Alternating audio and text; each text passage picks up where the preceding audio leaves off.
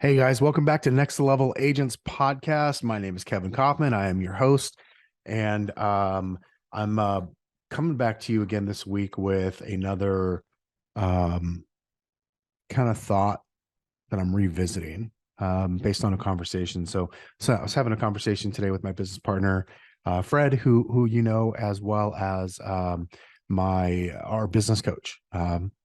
Quick side note: I've had the same business coach now for gosh, I think 12 years. I think January was 12 years now. Pretty sure we started working with Glenn back in January of 2011. Nonetheless, it's a long time, even if I got my math wrong there.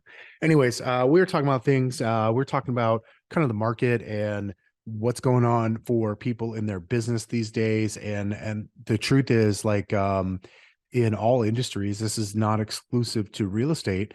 There's a lot of folks hurting, right? There's a lot of real estate teams that we know and agents that are hurting. There's a lot of businesses that kind of like around real estate. So you think about like the different services, right? So mortgage and title and maybe inspectors, and just there's so many industries sort of around our industries that are also hurting because they're either their clients are usually directed to them by real estate professionals, or their clients are real estate professionals, right?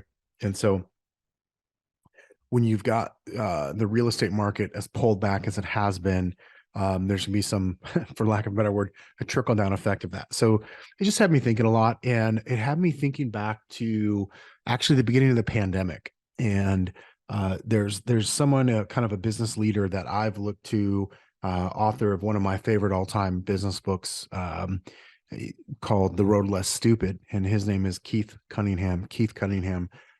If you haven't read that book, The Road Less Stupid, highly recommend it. One of the best books, one of my all-time favorite business books, truly. And anyways, back to what I was saying is Keith, at the beginning of the pandemic, wrote kind of wrote a, I think it was an email. It might have been a blog post, but I'm pretty sure it's an email. Nonetheless, he wrote something, and I'm going to share it with you because I think it's awesome. And it's called Business Oxygen. Some of you might remember, I shared this with you. I had a lot of folks like reach out to me. I was talking about this on social media and offered to share a copy of it. So some of you may remember this, and so this could be like a reminder.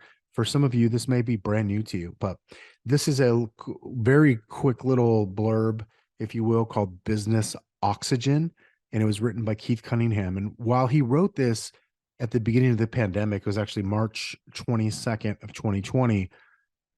I think it's as well. He could just change the date to today, the day that you're listening to this, and I think it would be all the same relevancy. There would be no difference. And so I'm going to read this to you, and probably just share some other thoughts as they come to me. So, Business Oxygen by Keith J. Cunningham, March 22nd, 2020.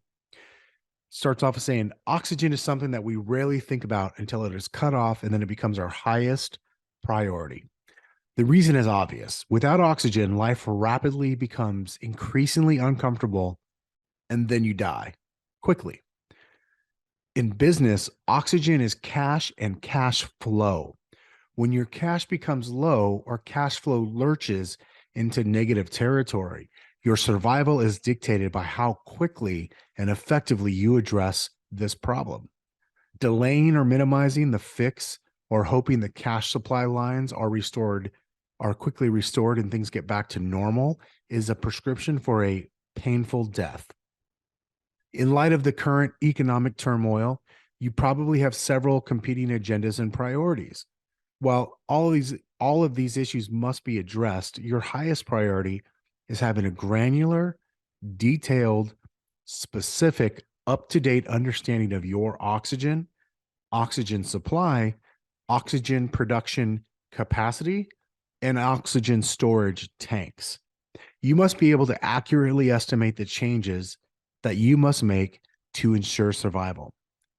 The problem is correctly estimating the length of time. See, the mistake that most people make when dealing with a crisis is to be overly optimistic about the time period that they need to be in survival mode. The default assumption that we make is the problem will be rectified sooner rather than later. And therefore, the adjustments and cuts that get made are not deep enough, particularly with our personal spending. The unhappy result is cash that could have been preserved to extend our life if the problem goes on longer than estimated, gets consumed. And once cash has been spent, it's gone forever.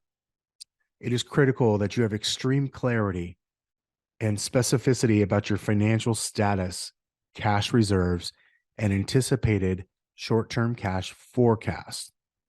Glossy, foggy, fluffy, gut feel generalizations are the enemy of clarity.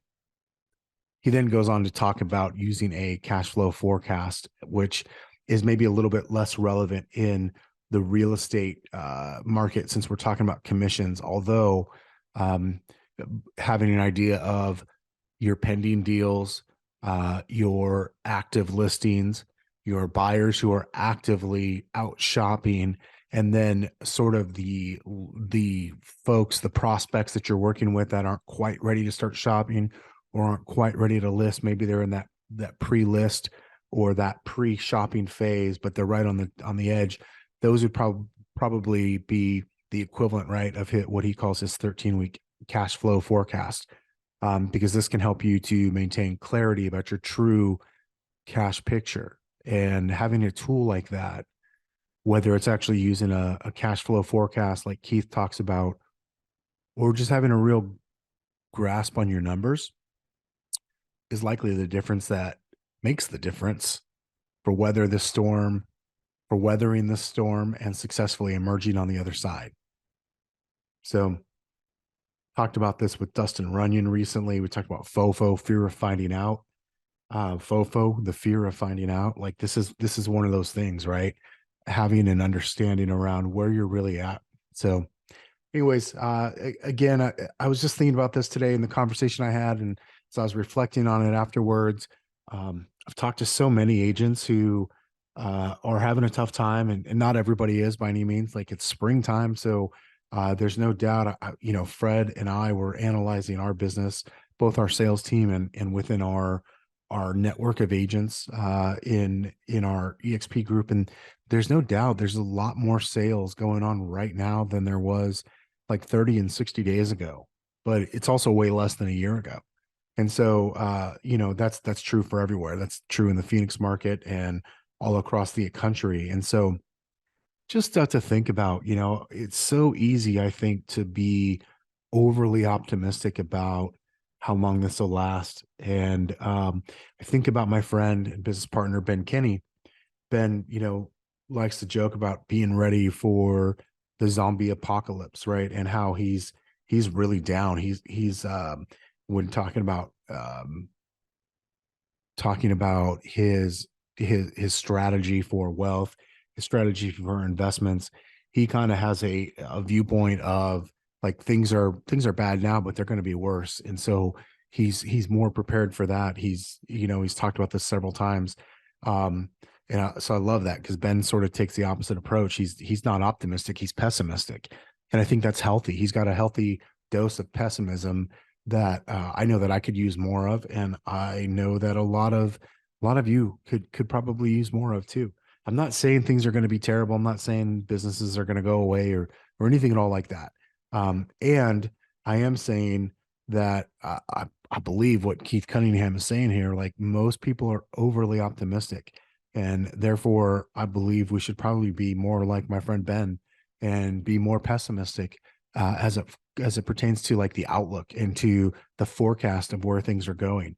The truth is, I think a lot of experts think that we've got at least through the end of this year, but likely a good portion of next year before things really start to loosen up and open up a little bit and things start to return to actual normal.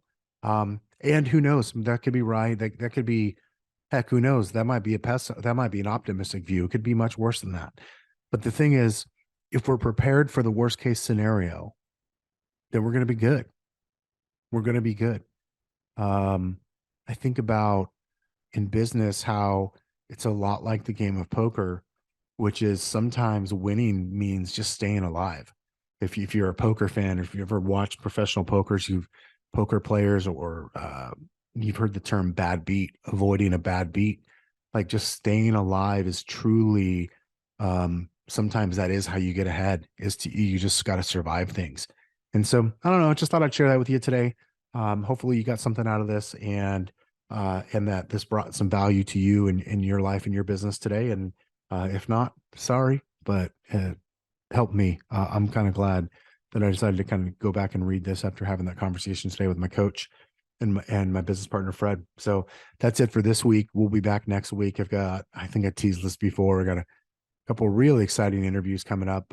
Joe Polish, who I interviewed actually for a book club project that Fred and I did, as well as got a super high end luxury agent that's going to be on here soon as well. I've got a friend of mine that is he's actually a gold medalist. He's won a gold medal as well as other medals in the Olympics. And so I'm excited to get him in here and get recorded with him. And so got some good shows coming up. And that's it. Best of the week to you. Have an amazing day, an amazing week. And we'll talk to you again very soon. Bye.